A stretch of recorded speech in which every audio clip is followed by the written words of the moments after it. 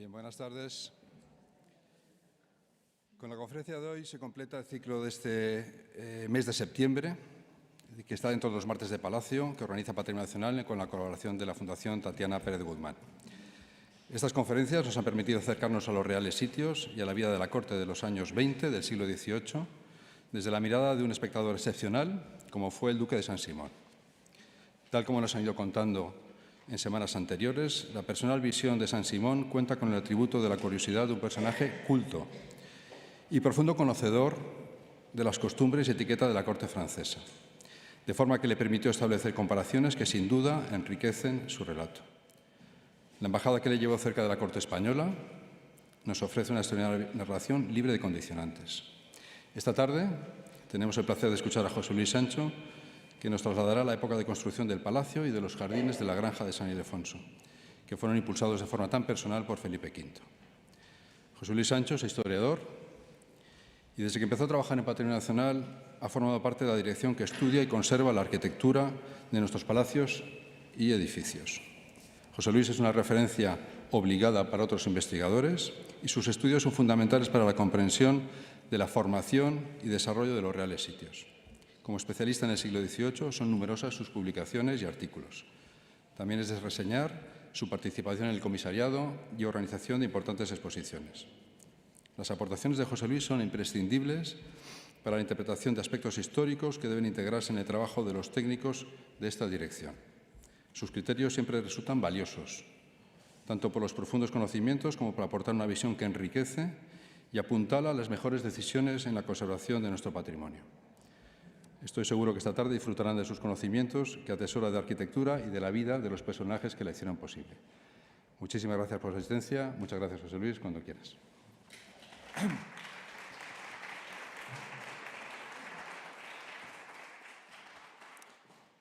Bueno, muchas gracias, Luis, por esta presentación tan sentida y gracias a todos por estar aquí y por, en varios casos, por la fidelidad al ciclo que quizá ahora que termina, como organizador explico un poco el porqué, o explico un poco más el porqué. Porque pues una visita en 1722 de un embajador extraordinario que tiene no mucho que hacer en realidad, pues a lo mejor parece que no es suficiente.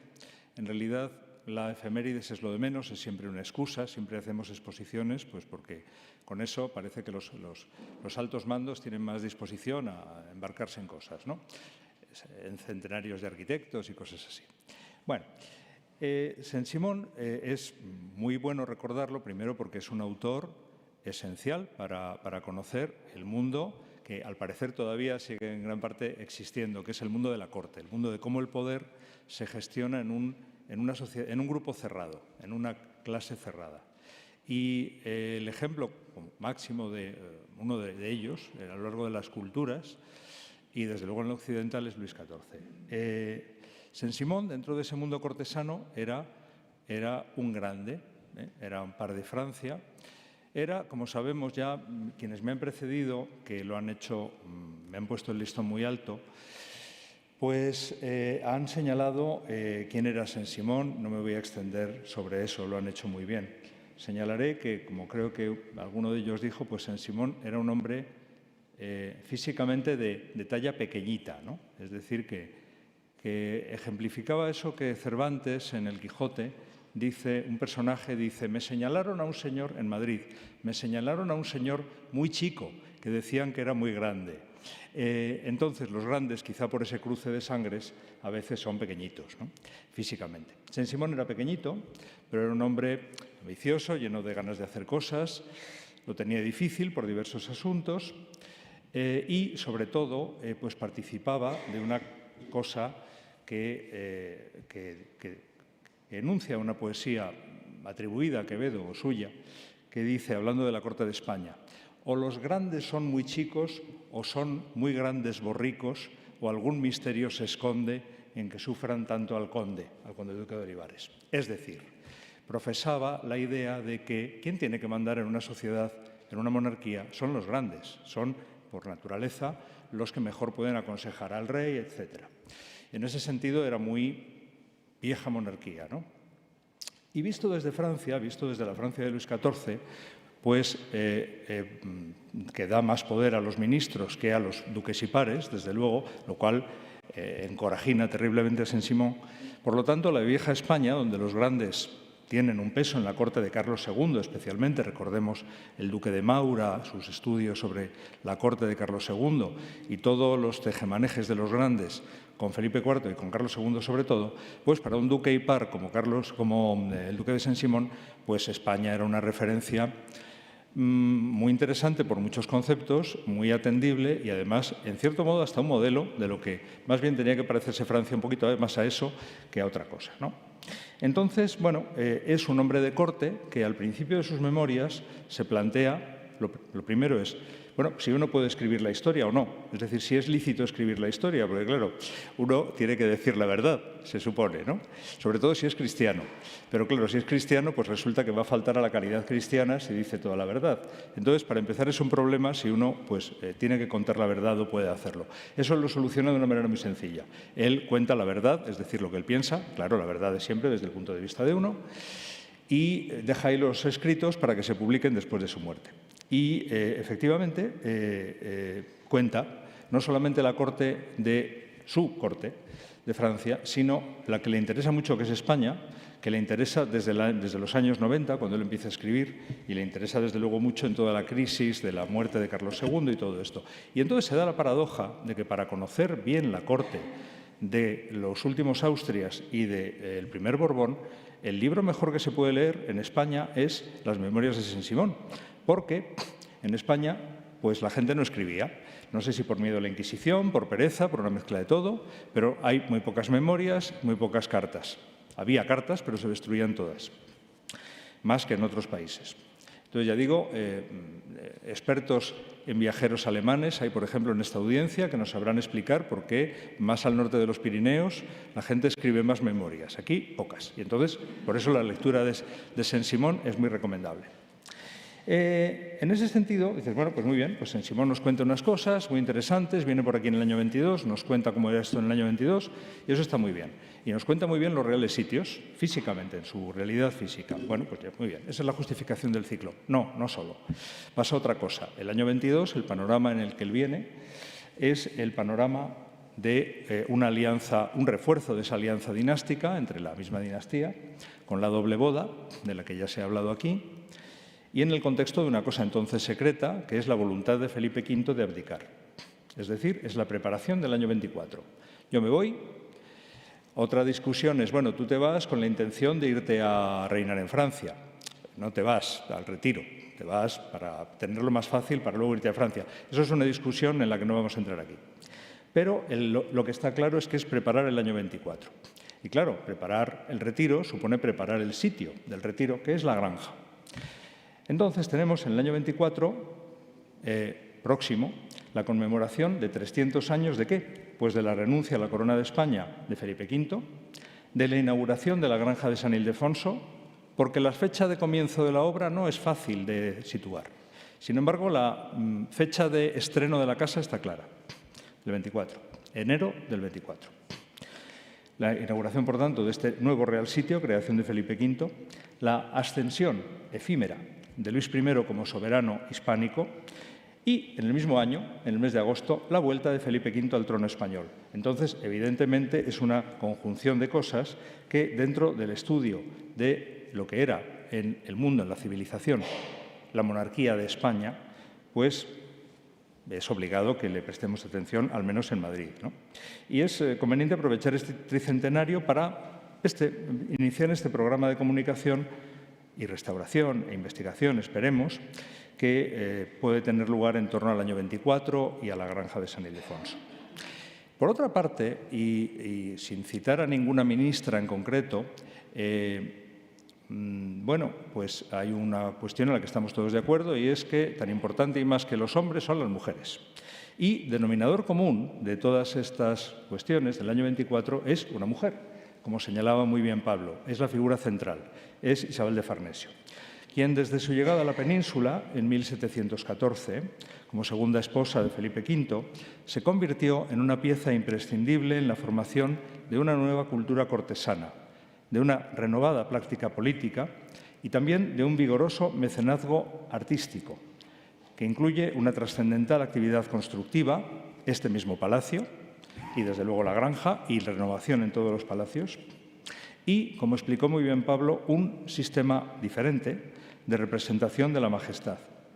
Por lo tanto, tenemos una deuda con este personaje histórico fundamental para comprender los perfiles de la monarquía española del siglo XVIII y que, incomprensiblemente, nunca ha tenido el protagonismo que se merece para explicar a todo el mundo, de una manera clara y precisa, su indudable papel político y cultural en la España del siglo XVIII.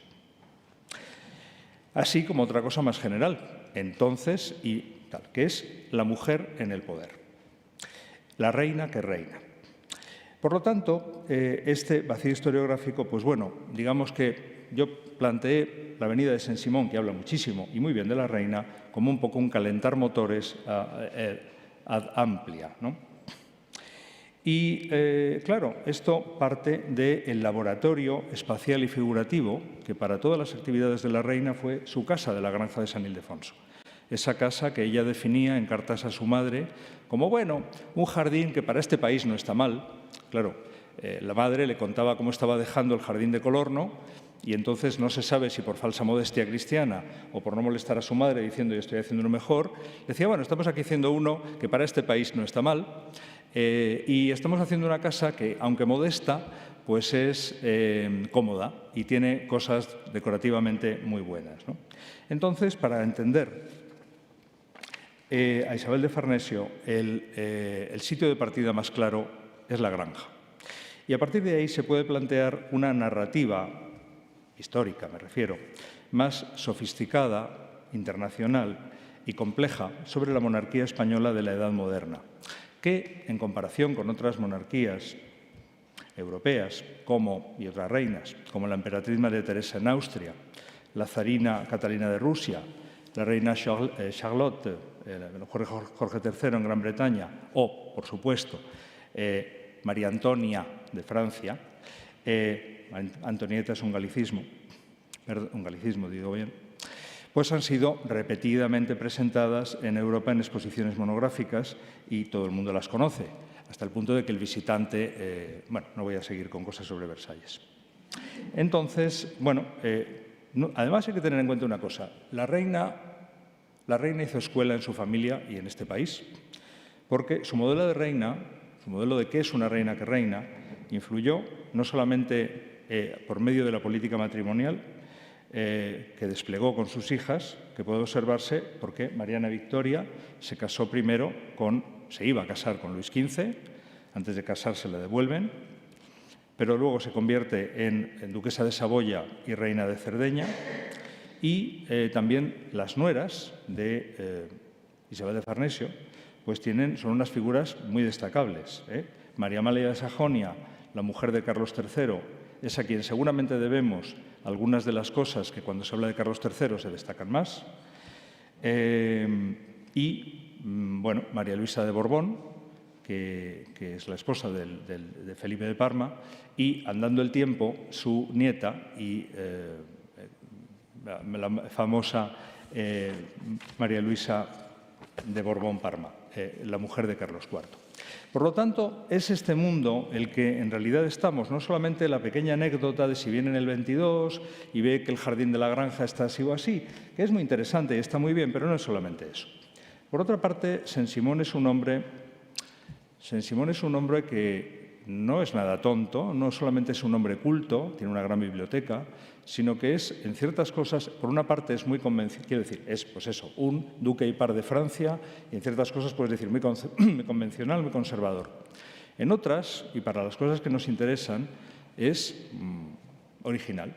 Entonces, por ejemplo, es un hombre que, sobre todo él, que tiene un gran interés por la historia, relaciona muy claramente la historia con el espacio. Por ejemplo, venimos aquí a Palacio y decimos, aquí ha pasado esto, vino Napoleón, durmió Napoleón. Entonces, para él, a la hora de interesarse por un lugar, me interesan los concilios toledanos, ¿no? Por lo tanto, voy a Toledo porque me interesan los concilios toledanos. Y entonces dice, voy a Toledo. Y además se conserva en el monasterio de Santa Leocadia la sala donde se celebraron los concilios. Santa Leocadia es donde es la ermita del Cristo de la Vega, vamos. más o menos. Y entonces va a visitarlo y tal. Era entonces, en el 18, un convento de franciscanos y se encuentra que, después de que le engañan, le llevan por todas partes, y esta capilla, qué bonita, y esta Virgen es muy milagrosa, y este Cristo, y le explican la leyenda del Cristo de la Vega, y él, que es muy sinceramente cristiano, dice, bueno, en este país dominado por la Inquisición y la superstición, de la que estoy a salvo por ser embajador de Francia, me tuve que callar para no tal, pero yo estaba a ver si acababan con las capillas y los milagros y me llevaban tal. Y cuando ya se acabaron las capillas dicen, ay, bueno, en la sala es que la demolimos el año pasado para agrandar la cocina. Y entonces el duque se pone como una pantera, ¿no? Y entonces comenta, voilà qui devient, es aquí, es decir, he aquí en lo que se convierten los monumentos más preciosos antiguos por la ignorancia, la avaricia o la conveniencia, sin que ni las instituciones, la police, es decir, una política institucional, ni personne, los particulares, se preocupe de señalar su interés y de conservarlos. Yo me llevé un disgusto extremo. Y esto es una actitud que para nosotros es patrimonio nacional. Es decir, aquí han pasado cosas. Nosotros, el público, yo creo que viene a un palacio no a ver las meninas, quiero decir, no a ver unos Goyas estupendos, viene a ver la vida y el pasado y la historia. Entonces, esta preservación, esto que cuenta aquí el duque, es un poco nuestra función, ¿no? Bueno, él además fue interesado por esta vieja España, que a él le gustaba mucho, además tenía muy buena relación con los grandes españoles, y cosa curiosa para ser francés, ¿no? Entonces es curioso porque, por una parte, como Guas, el pintor de Felipe V, Saint-Simon presta mucha atención a la vieja España, a la España de los Austrias, que él todavía encuentra, porque a Felipe V no le ha dado tiempo de cambiar mucho. Ha sido la guerra hasta el año 13, estos 10 años después, se encuentra, Guas, por ejemplo, pinta el jardín de Aranjuez como estaba 50 y 100 años antes. Y lo hace, parece que aposta, es decir, parece haberse preocupado de presentar las cosas, Guas, de manera que no se note lo que el rey está haciendo. Como en silencio, ¿no? Este rey tan místico, tan obsesionado por el quietismo de Molinos, pues quiere una representación del silencio. Saint-Simon nos cuenta muy bien cómo eran los sitios de los Austrias, pero también nos cuenta lo que ve, lo que tiene delante de los ojos. Es un gran testigo de estas dos Españas, de esa España como atemporal y de lo que se percibe, ¿no? Y como ya en el mismo planteamiento del ciclo está claro, Felipe V empieza a hacer lo que marcará la vida de la corte española y, por lo tanto, su arquitectura y su arte en el siglo y medio siguiente. Y es que Felipe V, hombre que gusta de la soledad, que tiene unos problemas psicológicos y tal, lo que hace es huir del mundo. ¿Cómo huir del mundo? Con dos sistemas. Estar siempre fuera de Madrid, vivir 7 semanas al año aquí y vivir el invierno, es decir, del 6 de enero hasta Pascua en el Pardo. Después pasa la Semana Santa en Madrid, pero se va inmediatamente a Aranjuez. Pasada la primavera, viene a Madrid, pasa 10 días o 15. Cuando digo pasa, quiero decir él, la familia y la corte. Y se van a la granja de San Ildefonso haciendo noche en el Campillo, donde, por cierto, en el Campillo hay una muy interesante caballeriza del siglo XVII, perfectamente conservada, que era la que usaba la corte, ¿no? Y van a la granja. Bueno, van a Balsaín y la granja. Y después, en otoño, van al Escorial. Y esto es por una política clara de querer escapar de la vida de corte, es decir, es una corte que es la anticorte. Esto lo cuenta de mano maestra Saint-Simon. Por lo tanto, en este mundo de ir de un sitio a otro, como luego dirá un contemporáneo de Carlos III, de monte en monte, esta es una corte que se pasa el tiempo de monte en monte, ¿no? Pues esta mecánica la perpetuarán sus hijos, Fernando, Carlos y su nieto, Carlos IV, hasta Isabel II. Y Saint-Simon describe esto de mano maestra y, ya metiéndonos en nuestro tema de hoy, pues se va hacia la granja, ¿no? Tira para el norte. Ya comentó, me parece que fue Pablo, cómo en realidad lo hace cuando no se le esperaba, porque estaba en construcción la granja, los reyes allí no recibían a nadie, ni al embajador de Francia, y entonces se presenta por una cuestión política, digamos, de último momento, se va para allá. Claro, llega, aquí tenemos el Palacio de Balsaín, ¿no?, que ahora todavía quedan las ruinas del Palacio de Balsaín, que tenía esta mancha, es el bosquecillo de Balsaín, es decir, una zona de caza cerrada, con cerca, y alrededor quedaba todo el pinar, que era, claro, zona de caza, porque, como he marcado en el plano anterior, todo este terreno, que tiene como unos 150 kilómetros de largo de norte a sur, son los espacios de coto de caza mayor que desde la Edad Media tienen los reyes de Castilla, ¿no? Entonces, una cosa es la propiedad estricta, como el Monte del Pardo, y otra cosa son los derechos de caza. Entonces, en Balsaín, pues aparte de que tiene derechos de caza sobre el monte, sobre el pinar, sobre los montes de Segovia, está el bosquecillo. Y en el bosquecillo está el palacio. Y en el palacio, que había ardido pues, poco antes de nacer Felipe V, había ardido en época de Carlos II, en 1682, allí están hospedados los reyes mientras se acaba el nuevo sitio, que está, como vemos, a poca distancia del viejo de Balsaín. Y aquí tenemos las ruinas del Palacio de Balsaín como estaban justamente un siglo después, en época de Fernando VII, pintadas por Brambilla. La descripción que él hace y que les animo a leer concuerda muy bien con esto. No me enredo con esto porque mejor es leer a Saint-Simon en directo. El caso es que después de los reyes, ya que ha venido y ven la razón de por qué ha venido, dicen, bueno, nosotros lo que hacemos cuando venimos aquí es ir a ver las obras después de comer y entonces nos vamos a ver cómo va la casa y cómo va el jardín. Y entonces, ¡pum!, pues se llevan al embajador a ver las obras. Y entonces describe cómo, bueno, pues, por cierto, describe, según va hacia Balsaín, dice, pasando el puerto, dice, nunca vi un camino tan bello ni tan effrayant, tan aterrorizante en coche, porque, claro, era de una aspereza tremenda. Y dice, va en invierno, está completamente cubierto de nieve, y entonces un rasgo romántico, prerromántico, tal, dice, todos, claro, los abetos cubiertos, todo de nieve, todo colgado de carámbanos y tal. Dice, toda esta singularidad, dentro de su horror, tenía algo de encantador. Entonces, Saint-Simon, o sea, es un señor que tiene interés por las cosas de este tipo. En este sentido, él llega a Balsaín y comenta, según van a la granja, donde también dice que, bueno, lo que le había traído a Felipe V eran dos cosas. Era la soledad de este sitio y la posibilidad de hacer un jardín paradisiaco, una reconstrucción de Francia con mucha agua. Y esto explica por qué no hace el castillo en Balsaín, porque el agua tiene que venir de la montaña y para eso se construye el depósito. Entonces, de aquí, de la falda de la montaña, baja mucha agua, hay unos arroyos, Morete y Carneros, pero por aquí pasa el Eresma y entonces toda esta agua que baja de la montaña, pues hacerla, digamos, saltar el Eresma y hacer fuentes aquí no es tan fácil. Esto es cuando muchas veces se dice, ¿por qué lo hace en la granja y no en Balsaín?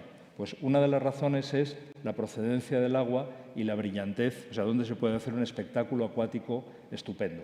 Y eso se podía hacer muy bien aquí y aquí no. Por otra parte, Felipe tiene este punto, digamos, monástico, religioso, y la granja era una granja de los jerónimos.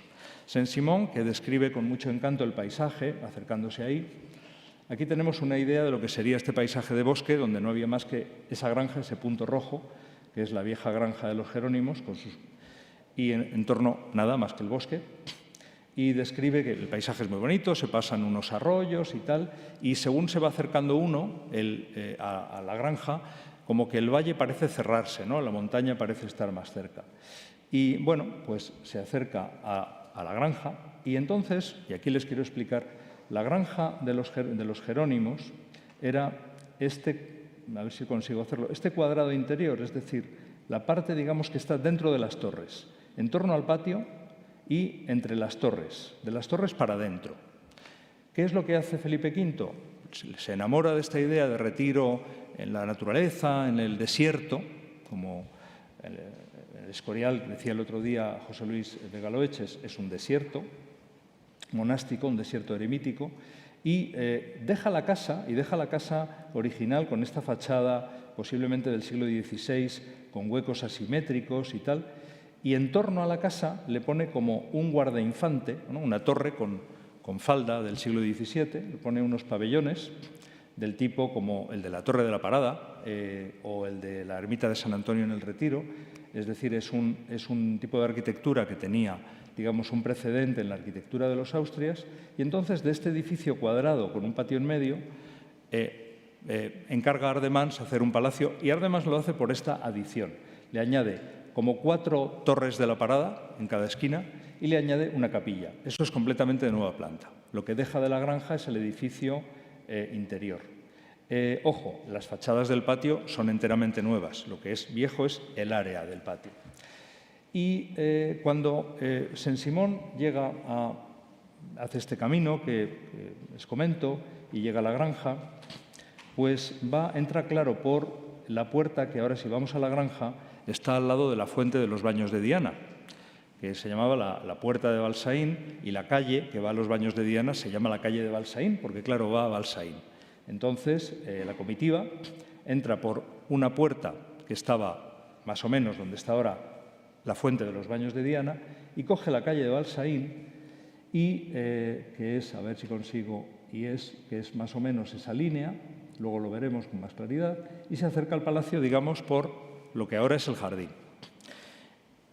Claro, y él comenta esto: sería difícil encontrar una situación más ingrata ni haber conseguido mejor hacerla triste, por no decir espantosa, a fuerza del sitio donde se ha escogido hacer el castillo. Dices, jolín. Claro, esto hay que entenderlo desde la estética de Versalles. Es decir, Saint-Simon no solamente es crítico con esto, luego veremos que no es tan terrible. Saint-Simon es un terrible crítico de Magli. Considera que Magli es un horror, que es un capricho, es el favorito sin mérito de Luis XIV. Entonces, él lo que quiere decir es que Felipe V no ha seguido las convenciones de lo que era el paisaje bello del siglo XVII, de Claudio de Lorena y XVIII, y no ha seguido las convenciones de lo que era el jardín formal, no solamente en Francia, sino en Inglaterra, donde se hacían jardines formales a montones, y en Holanda, sino que se ha salido de las reglas. Y se ha salido de las reglas, para empezar, en cuanto a dónde mira el palacio. Porque el palacio mira a la montaña, no mira a la llanura. Y entonces esto le extraña mucho a Saint-Simon, porque dice, bueno, la ventaja, que comprendo muy bien, de tener el depósito de agua, pues no te impedía poner con el depósito de agua allí, hacer que el palacio mire a Segovia y tengas las fuentes entre el palacio y Segovia. Pero no, a Felipe V no solamente le gustó las fuentes, sino mirar hacia la montaña. Y esto a Saint-Simon le extraña mucho, y en eso es un hombre de su época, que no comprende esa especie de cosa rara que se adelanta a su tiempo en cierto modo, aunque no sea precisamente por ser progresista, de Felipe V. Volviendo a este recorrido, claro, tenemos aquí a la izquierda, digamos, la orientación digamos, de la llegada tal como es, con el norte arriba y todas estas cosas, pero le doy la vuelta al plano a la derecha porque si no, no nos enteraremos de nada. Cuando llegamos a la granja ahora, llegamos desde Segovia, es decir, por aquí abajo. Como ven, es el mismo plano, pero le he dado la vuelta, ¿no? Aquí abajo está la puerta por donde se entra desde Segovia, y aquí está toda la plaza de Palacio y demás, y encontramos el palacio con la colegiata dándonos la bienvenida. Y esto es lo que en época de Saint-Simon se estaba construyendo. Y se llegaba por aquí. Aquí está la puerta de Balsaín, y esto es la calle de Balsaín, y por aquí llega el embajador, o sea, los reyes con el embajador. Cuenta de los jardines. Estos jardines van hasta el pie de la montaña, que no es mucho espacio, y hacia el final del jardín empezaba ya a ser la pendiente más rígida. Hago una traducción libre, claro. Pero, dice, a derecha e izquierda del palacio se extendían ya bastante, y después, quiere decir después de mi visita, han sido muy extendidos de un lado y de otro, siempre llenando la anchura del valle. ¿Qué quiere decir? Quiere decir Saint-Simon, y volveré sobre ello, que lo que él conoce como jardín no es todo esto. Lo que él conoce como jardín es, desde esta línea que les estoy trazando, desde esta calle de la Medianería, el jardín es la parte izquierda. Y esto, las 8 calles, es un parque de caza, típico francés, con un rond-point de chasse en la mitad, como el bosquecillo de Balsaín. hoy no quiero fatigarme mucho con una caza, como tengo los venados dentro de la cerca, cazamos dentro de la cerca, que es como que en estanque siempre se pesca, ¿no? Entonces, volveremos sobre esta extensión del jardín que comenta Saint-Simon, que quiere decir que tiraron la tapia que separaba el jardín del parque y extendieron el jardín hacia nuestra derecha, en este plano y en los sucesivos. Y esto, cuando dice que se extendían ya bastante y luego han sido ampliados, y se equivoca ahí en lo de una parte y de otra, porque han sido ampliados hacia la derecha. Porque, claro, en la granja lo que tenemos es, lo siento porque sé que la pantalla no es muy grande, pero lo que tenemos en principio es esta concepción de que el jardín es lo que está justamente enfrente del palacio y que está separado por esa calle de la medianería de este conjunto de las 8 calles. Esa es la idea inicial. Por lo tanto, todas las fuentes se concentran en el inicial jardín y cuando en el año 24 Luis I muere, Felipe vuelve al trono y por lo tanto el palacio pasa de ser el palacio de su lugar de retiro a su palacio favorito, al palacio favorito de una pareja reinante, continúan. Es necesario ampliar el palacio, pero es necesario ampliar el hobby del rey, que es el jardín y sus fuentes. ¿Cómo ampliarlo? Lo que comenta Saint-Simon, que nos acaba de decir, muy sencillo. Tiramos la tapia y donde aquí había unos bosquetes, donde no había nada dentro más que robles, pues se hacen aquí los bosquetes de la Canal, que Patrimonio Nacional ha restaurado y los ha dejado como estaban en el 18, y se van en las 8 calles, que por lo tanto de parque pasan a ser jardín, se van añadiendo fuentes hasta llegar al estado final. Vemos, por lo tanto, que en el estado que Saint-Simon conoció, el mar quedaba fuera de... Perdón, no sé qué pasa con él. El mar, que está aquí, el depósito de agua, quedaba fuera de la cerca. Lo que está aquí, o sea, había una cerca por aquí que delimitaba este recinto y en 1735 lo que se hace es ampliar, o sea, crear otro bosque de caza. Vamos, quien vaya a la granja, yo he visto muchas veces venados en este bosque. Porque, claro, allí podéis salir a cazar y el venado no se te escapa porque tienes la tapia, ¿no? Bueno, pues ese era el sentido del bosque cerrado por una tapia y que se amplía en el año 35. Pero lo que encuentra Saint-Simon es lo que vemos a la izquierda. Este esquema más pequeñito y que luego se ampliará el jardín de esta manera, de manera que dices, bueno, es lo mismo. Dice, sí, es lo mismo, pero no es lo mismo. Y Saint-Simon hace un gran elogio del jardín. Porque él, una vez dicho esto de que el emplazamiento es rarísimo, dice, bueno, son bastante llanos como para tener unas extensiones lisas considerablemente vastas, sin embargo, lo suficientemente irregulares para que no les falten los encantos que uno encuentra en los terrenos desiguales.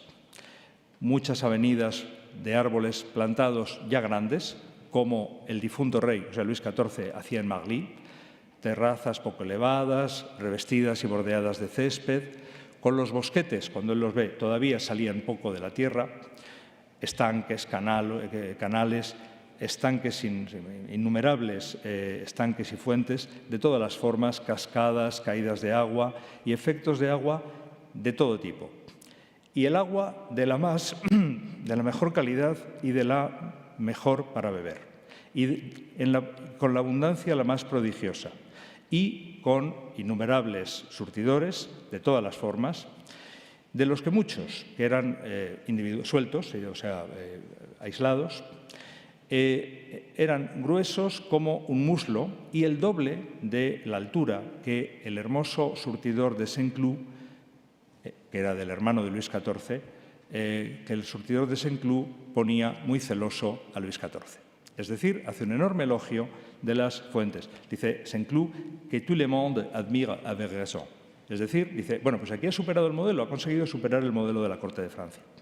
Entonces, es importante entender cómo el jardín que ve Saint-Simon es el jardín, ya les digo, no las 8 calles, sino lo que esta calle es la calle de la Medianería, la que sube hacia el mar, y había una tapia, que de ahí el nombre, una medianería, y todas las fuentes que Saint-Simon ve están a la izquierda, son las fuentes de la cascada, de todas las de la carrera de caballos, y claro, las ve todavía en construcción.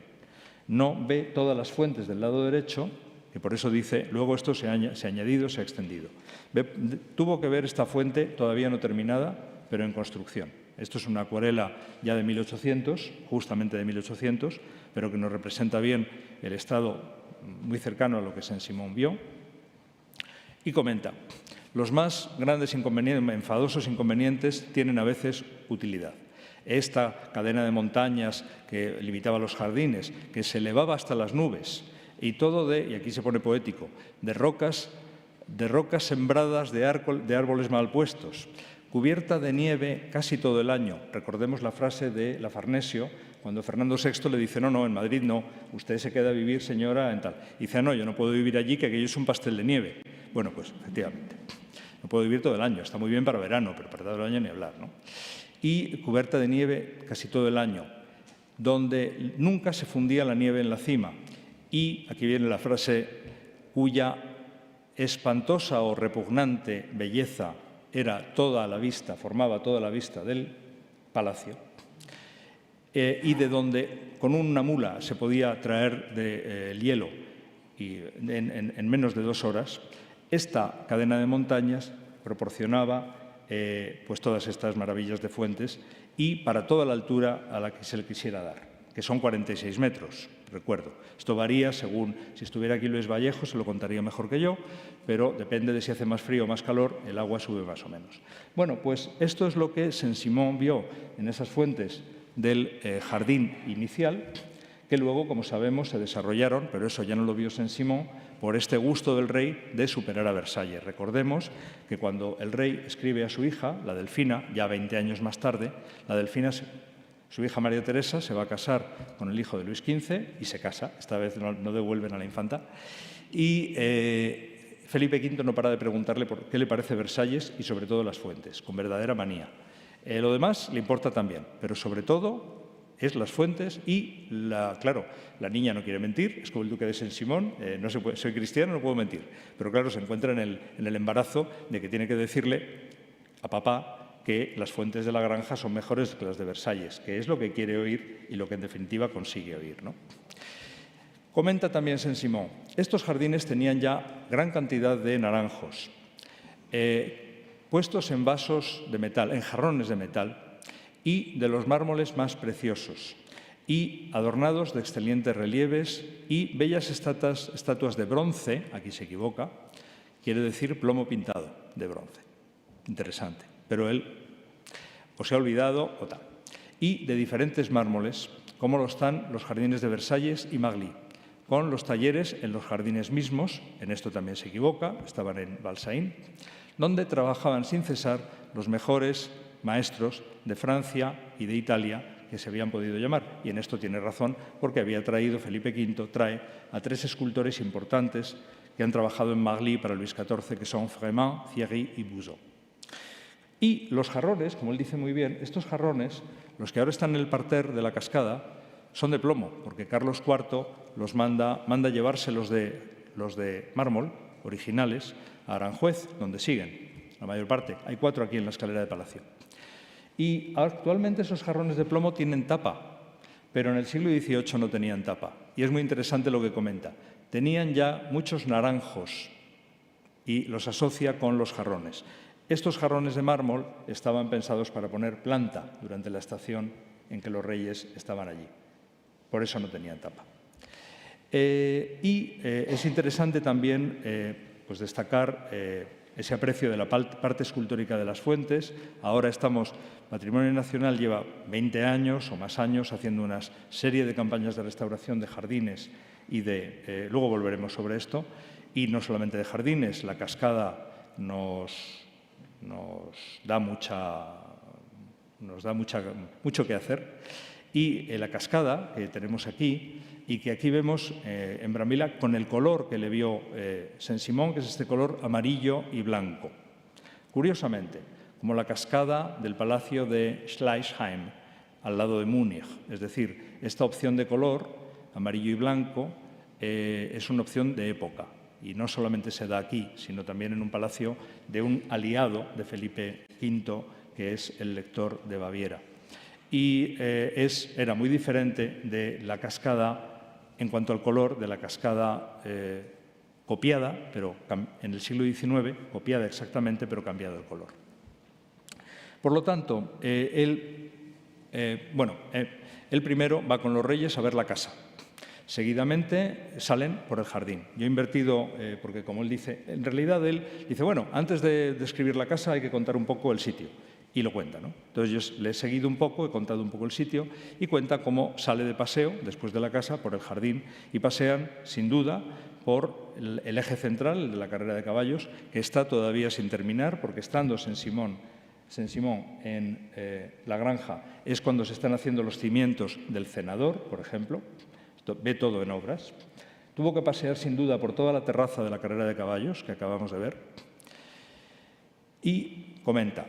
Dice, pero estos jardines, verdaderamente encantadores por la variedad y el buen gusto, la comodidad, la frescura, la facilidad. Y la facilidad y lo amplio de los paseos tenían un inconveniente muy enfadoso, muy tremendo. Y es que todo el terreno de estos jardines no es más que roca viva, con una ligera capa de tierra encima y que, por lo tanto, las plantas están condenadas a morir. Y esto, pues ampliamente es verdad, pero no del todo. Pero sí es cierto que desde que Felipe V los construye, el hecho de que las estatuas sean de plomo exige un mantenimiento continuo. El hecho de que los jardines estén hechos en un lugar tan agreste exige un cambio continuo muchas veces de árboles que en una alineación no todos prosperan igual. Esto no es Aranjuez. Es decir, efectivamente, el mantenimiento de este monumento es de por sí un esfuerzo enorme y, por lo tanto, es fácil ver los defectos, pero hay que tener en cuenta que es que luchamos contra algo hecho para 20 años y que luego, après moi le déluge, y que realmente lo que dice aquí Saint-Simon es muy cierto y, digamos, no es que nos excuse, pero explica que tenemos como institución grandes dificultades. En fin, tenemos una gran tarea que cumplimos. Como digo, él debió de pasear por aquí, por la carrera de caballos, todavía no acabada, desde luego las esculturas no estaban acabadas, y lo comenta, dice, tuve el honor y mis acompañantes de seguir a sus majestades católicas por todas partes. Para empezar, se pasearon por la casa y después por los jardines, todo el día sin descansar.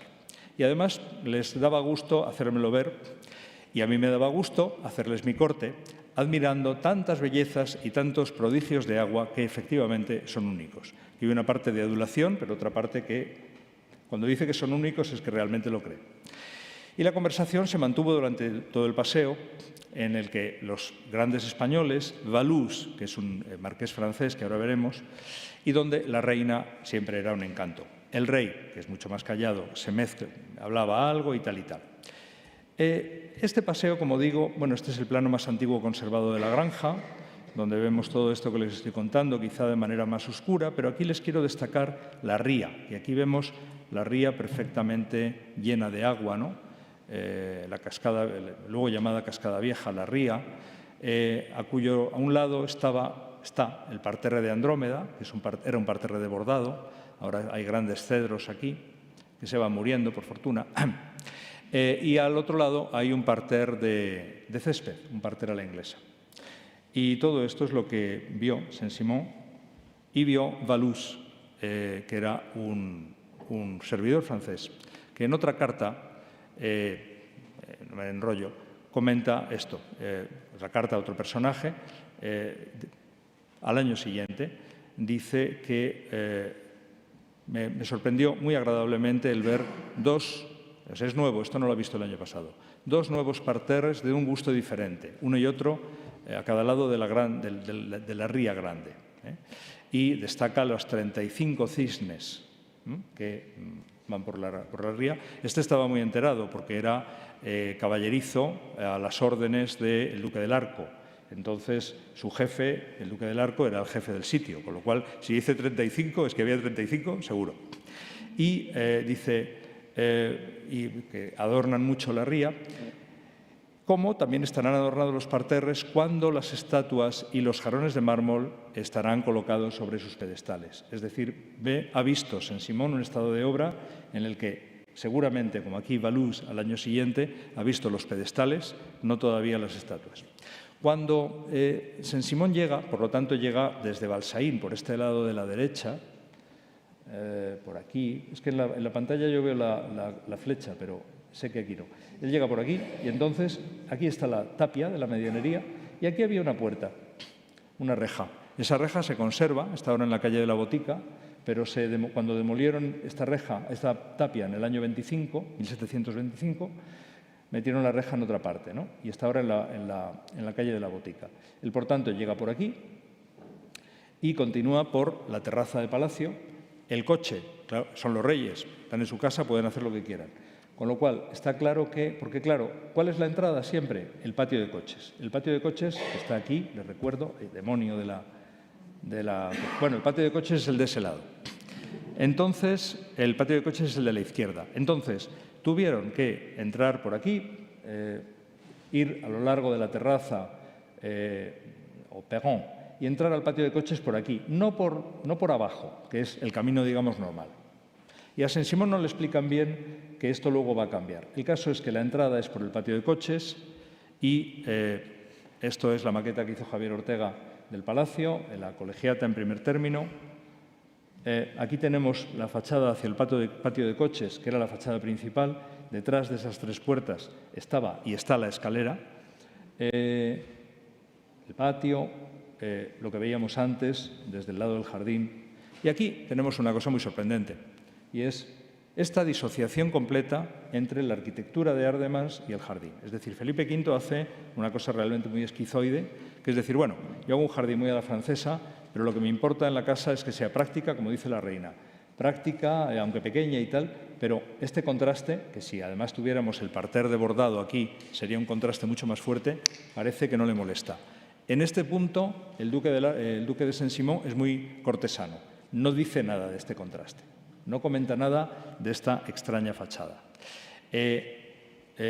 Sabemos que la adición de las alas a uno y otro lado, haciendo de esos patios abiertos, porque claro, cuando antes, bueno, no les voy a ir hacia atrás, cuando el patio de coches estaba abierto hacia la carrera de caballos, el que llegaba desde Segovia, en el patio de coches veía toda la carrera de caballos, que es la alineación de fuentes donde se manifiesta el poder del rey. Digamos que la de la cascada es el toque femenino, el lado de la reina, mientras que la carrera de caballos es toda la gesta heroica de la guerra de sucesión.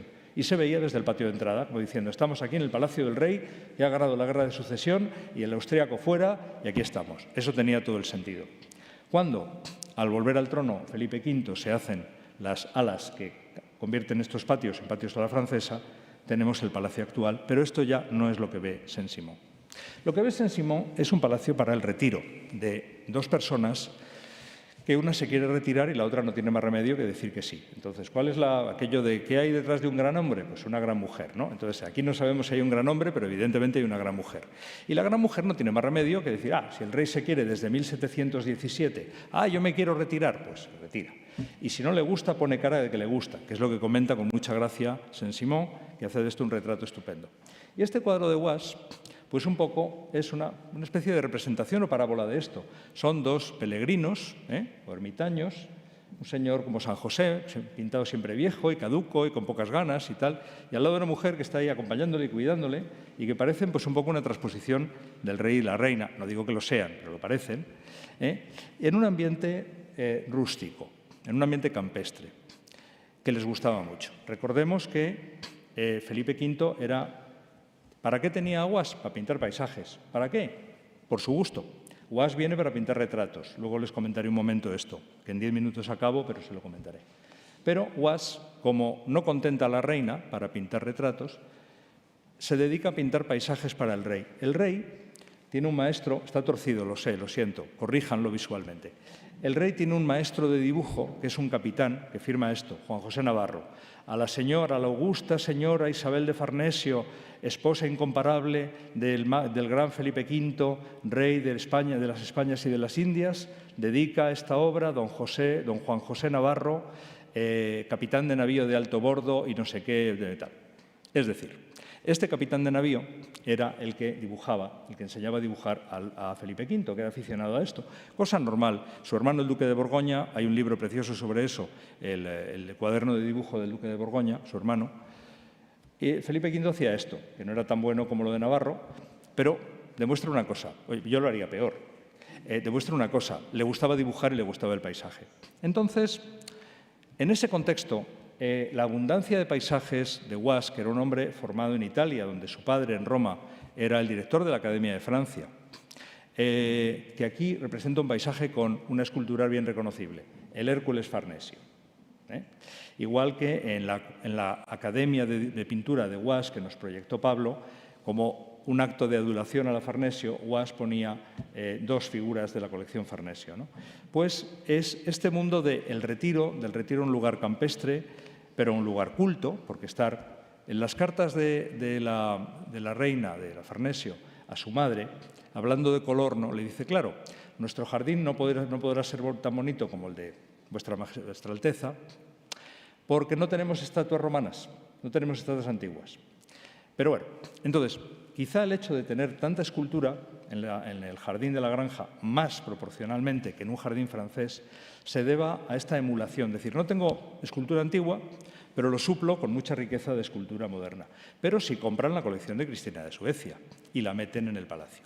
Es decir, hay un mundo agreste, un mundo natural, un gusto por el mundo natural, pero en ese mundo encaja el coleccionismo, el mecenazgo, la conciencia de pertenecer a unas casas reales en Italia y en Francia que tienen un pasado de mecenazgo muy notable y una unión muy estrecha entre los dos esposos, sobre la cual hace un comentario muy gracioso Saint-Simon. Saint-Simon dice, bueno, al describir el carácter de Felipe V, que yo les incito a que lo lean, y añade, dice, porque él le había conocido mucho en Francia, claro, y dice, y me parece, que además de lo que él había visto en Francia, y me parece que le gustaba que le adulasen, porque la reina no paraba de adularle, y hasta me decía, ¿a qué es guapo? ¿A qué es guapo? Entonces, esto es un retrato de Felipe V hecho por la reina, que lo pongo para destacar esta relación tan estrecha entre los dos. Aquí tenemos un retrato en el que el artista cortesano evidentemente les adula, porque la reina tenía, como su hijo Carlos III, una nariz considerablemente larga. El sentido del humor de los dos, de Carlos III y de la madre, era al parecer muy parecido, más ácido todavía el de la madre, que era tremendo. Pero bueno, sale aquí favorecida, todavía delgada, en compañía, estos los tenemos en la escalera de Palacio y son unos retratos de corte fantásticos, de la mejor calidad. No son los únicos que hace el gran escultor, uno de los tres grandes escultores de la granja, Frémaux, también hace el otro protagonista del año 24, que es Luis I, y la otra protagonista, que es su hermana María Victoria. Muchas veces se ha dicho, antiguamente, que era, no me acuerdo quién, la Saboyana o algo así. No, esta es, sin duda, Mariana Victoria, porque además, como me señaló Pablo Vázquez Gestal, figura bien identificado, y no sé si María Jesús Herrero también, bueno, ya lo sabe, desde luego, no ya me acuerdo si me lo señalaron los dos, pero figura identificada bien en el inventario de Isabel de Farnesio, y es la niña que se manda a Francia, y que, claro, aquí choca ver a una niña de 4 años con una corona real, pero en el siglo XVIII era otra cosa, ¿no? Entonces, en todo este mundo de este enredo político, la Farnesio es que quería ser protagonista. Ella era una mujer de mando por naturaleza. Ella escribe, por ejemplo, estas instrucciones al príncipe, o sea, a Luis, cuando será rey. Es decir, ella tenía muy buena relación con Luis I, pese a ser hijo de la Saboyana. No es lo mismo que lo que luego pasará con Fernando. Y ahí tiene muy buena relación y está en plan de decir, sí, nos vamos y abdicamos porque este quiere, pero yo continuaré metiendo la mano aquí y seguramente lo hubiera hecho. Como luego hace con otras cosas que no les voy a comentar hoy, en el contexto de los años 40, donde tenemos las cartas de la familia real a la Delfina, que son otro mundo apasionante, pero otro mundo. Estamos en el mundo del año de esta alianza con Francia, fallida, donde aquí vemos igual que en el busto, tenemos en el cuadro representada a la niña, que está en el cuadro porque ya se ha ido, pero igual que en el busto, la niña tiene la corona al lado, su corona de Francia y demás. Aspecto familiar, porque claro, ¿cuál es el instrumento, el canal del poder para una mujer antes del siglo XIX o XX? El matrimonio. Y, por lo tanto, los cuadros de familia y la vida de familia y cómo educas a los hijos para ser reyes, cosa importantísima en una monarquía, como nos demuestra, a contrario, el caso inglés, pues son muy importantes y se manifiesta en representación de familia. Y Felipe V y Farnesio tienen muchos cuadros de familia, muchos muy conocidos, este menos. Este es un dibujo de Was que se conserva en Estocolmo para un cuadro de familia no realizado, que explica por qué este es un cuadro, vamos, no he puesto un detalle, la reina seguramente, aquí está delgadita y más joven, pero especialmente agraciada no. Was, quiero decir, Was pintaba a los personajes como eran. No los hacía más guapos, como la reina quería, y le salían tristes. Por eso este retratista que viene, seguramente lo eran, por eso este retratista que viene, o sea, este pintor que viene a pintar retratos, luego se dedica a pintar paisajes. Pero es curioso ver a lo largo de los retratos la evolución de esta princesa de muy poca importancia, de esta princesa de Parma, que desde su juventud, bueno, de niña tiene poca importancia, cuando ya la comprometen y le ponen ya la corona de la monarquía católica al lado, ya es porque ya la hemos colocado de una manera increíble, fenomenal. Y luego, en este dibujo de Meléndez, que quizás sea el retrato más fiable de la soberana en los años aquellos de la avenida de Saint-Simon, el retrato menos adulador. Aquí ya está tomando pompa y tamaño, como luego no dejará de hacer, pero será una mujer, ella y el mundo cortesano que la rodea, muy atenta a su imagen.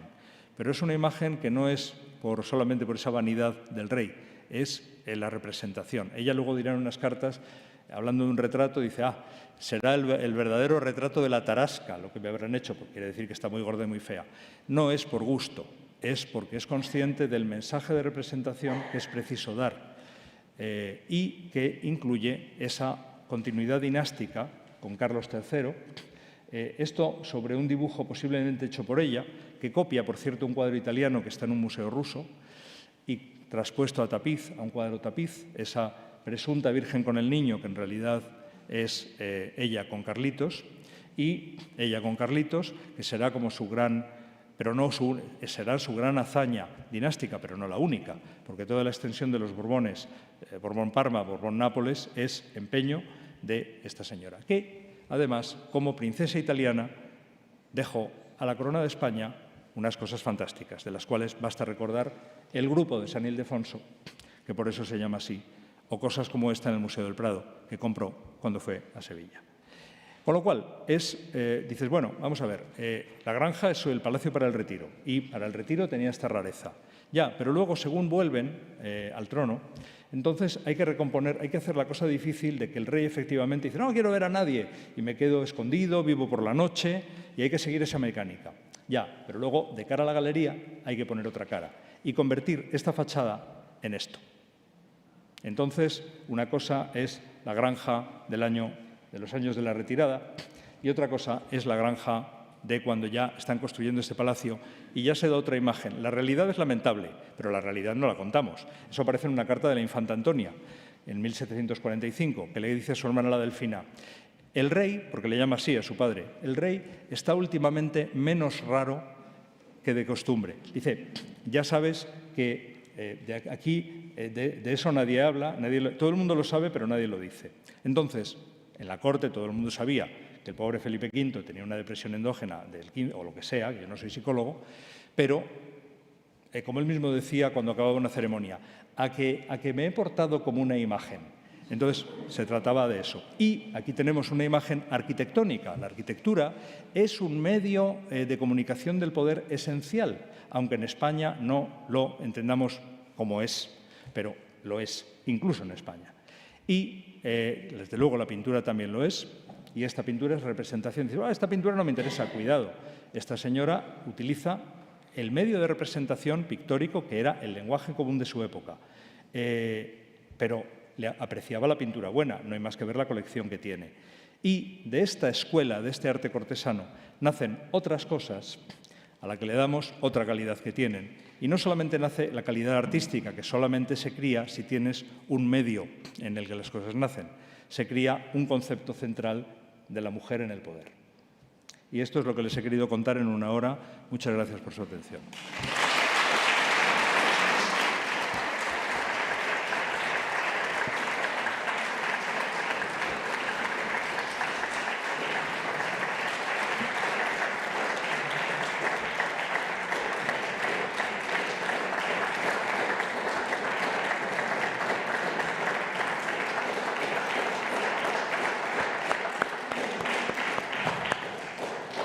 Muchísimas gracias, José Luis. Desde luego nos has transportado 300 años atrás y casi nos sentíamos en el carruaje con el duque de San Simón entrando por la calle Balsaín.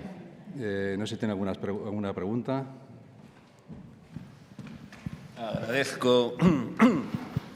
Agradezco mucho al ponente José Luis Sancho esta exposición tan absolutamente interesante, tan absolutamente documentada y tan absolutamente brillante. Ha dicho muchas cosas muy interesantes y a mí hay una que me ha gustado especialmente, que es la reivindicación de Isabel de Farnesio.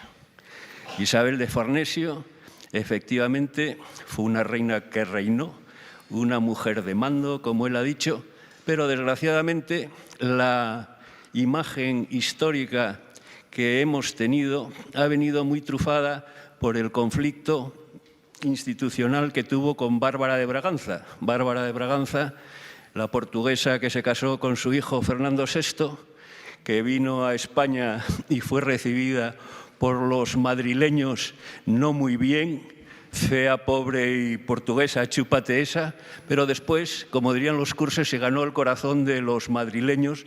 Fue una historia de amor, realmente, y los madrileños lo asimilaron así. Entonces, en ese conflicto que hubo, despiadado, por otro lado, entre Isabel de Farnesio y Bárbara de Braganza, pues Isabel de Farnesio ha llevado todas las de perder históricamente. Pero es muy bueno que se le reivindique. Hay una película, si se me permite, decía el ponente, que más importantes que los hombres son las mujeres.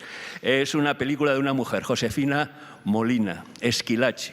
Y ahí hay una conversación de Isabel de Farnesio con Esquilache, en la que ella le sugiere que se tiene que ir en bien de la monarquía. Tuve ocasión de hablar con Josefina Molina y le dije, esto te lo has inventado. Dijo, efectivamente, pero es la conversación más real y más verdadera de toda la película. Muchas gracias. Tenía una pregunta. La pregunta era que nos profundizase más en esos aspectos positivos de Isabel de Farnesio. Salimos a las 10. Puede ser. Bueno, nada. Yo, en ese sentido, gracias. Muchas gracias por todo. Perdón. Muchas gracias por todo. Primero por hacer la pregunta, luego por las inmerecidas alabanzas y tal. Muchas gracias a todas las preguntas que se pueden hacer. Cuanto más cortas en su formulación, mejor. Entonces, yo, con respuesta a eso, para empezar, diría que lo importante es leer y no creerse mitos.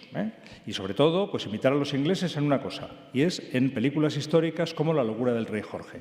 Es decir, una nación que es capaz de coger el mito de un rey malo, antipático y tal, y hacer una película como La locura del rey Jorge tiene una buena relación con su historia y con sus instituciones. Aquí la cosa es diferente. En cuanto a eso, yo animaría a no creerse mitos. Por ejemplo, el mito de la mala relación con la Braganza, sí, pero relativamente, porque la Braganza era una mujer que tenía mucho cuidado con su suegra. Entonces, ahí habría que profundizar mucho en cómo era la Braganza y cómo consiguió unas ciertas cosas, una serie de cosas que habría que profundizar. Habría que profundizar en que la Farnesio, al parecer, merecía una cosa, vamos, que cuando iban a Atocha, el pueblo decía, pasaba Felipe V y la Farnesio, y el pueblo madrileño decía, ¡viva el rey, y la saboyana, y la saboyana! Entonces no era querida porque, como hasta el motín de Esquilache demuestra, pues se luchaba contra la tiranía de los italianos, se luchaba por el gobierno nacional y la tiranía de los italianos. Isabel de Farnesio no fue amada en su momento, pero nosotros no tenemos que amarla. Otra cosa es conocerla y ver qué cosas pues tienen interés y cuáles pues merecen la pena ser noveladas. En fin, ¿alguna otra pregunta? No se preocupen que no me voy a extender. Dígame.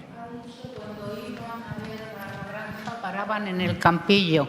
¿Dónde está el Campillo? El Campillo es ahora un palacio de bodas, es un castillo.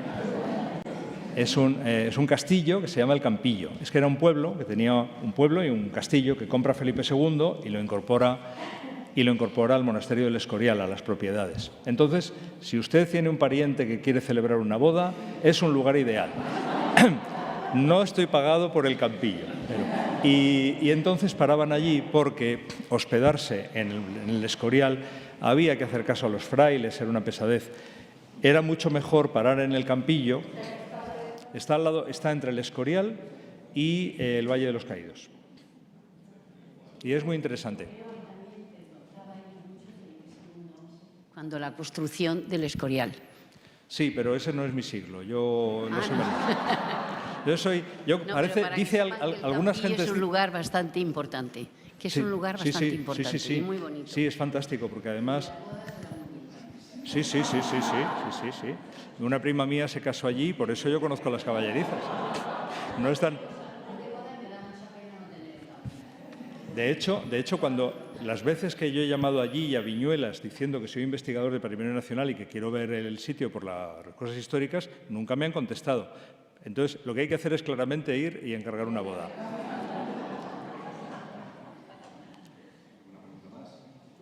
Pues muchísimas gracias por su asistencia y empezamos.